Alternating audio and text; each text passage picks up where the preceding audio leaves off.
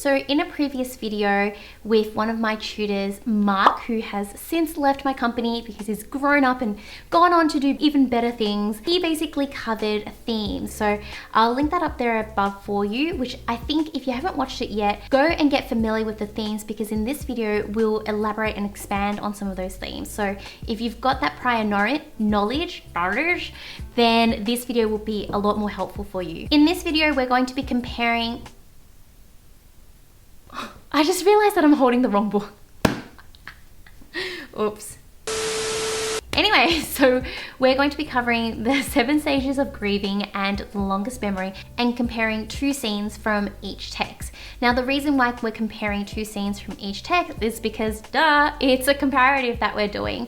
So I wanted to show you and take you into my mind of how I actually go about thinking about that comparison, where to draw the connections, where to find the areas of divergence as well. So if you're familiar with my convergent divergent strategy, then you'll know how this works. We're looking for convergent ideas that sort of have that same concept, they share similarities, and we're also looking at divergence, so where things start to differ between the 2 texts. So let's go to scene 14 of the play. This should be the report of Daniel Locke's death in police custody. The woman recounts his death in a factual, impersonal style, as if reading from a court report. She describes how the police pursued and arrested Locke after he went out drinking with a group of friends, and how he was detained and taken to the watch house. He arrives without a pulse, but the report doesn't go into the detail of what happened between his arrest and his arrival. The woman breaks into bursts of emotion towards the end of the scene. While most of the play deals with issues that are universal and timeless for First Nations people,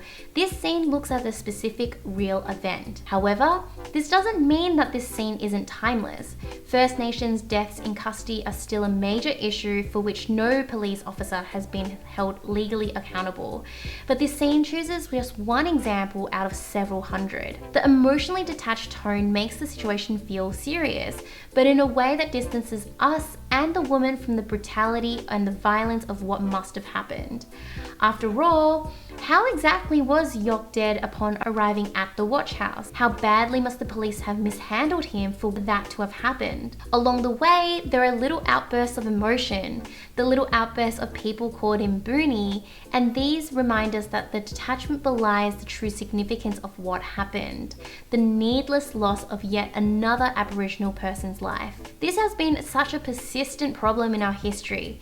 This scene happened in 1993, but even in today's time, we're still dealing with the same problem. The institution of policing has been unaccountable and violent for decades, at least, and something desperately needs to change. Let's switch tracks and go to the novel now and look at chapter 6, Plantation Owners.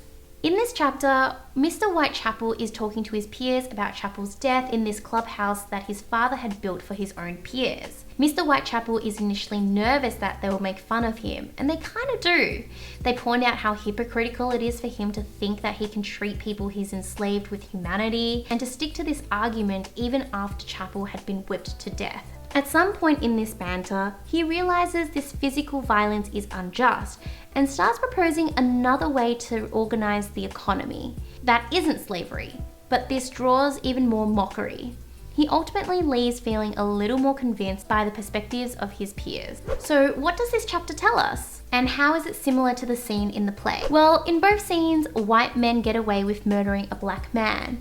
And it comes down to social, economic, and institutional power. In this chapter, Mr. Whitechapel and his fellow enslavers all inherit significant wealth and extremely prejudiced attitudes from their fathers. And this creates not only pressure, but also a financial incentive to conform to the system of slavery. He touches on the possibility of abolition, but this is seen as impossible. Certainly, none of these men want to lose their power.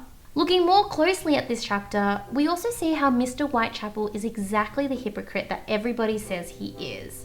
It's ridiculous for him to pretend he's treating black people fairly when they are dying under his watch.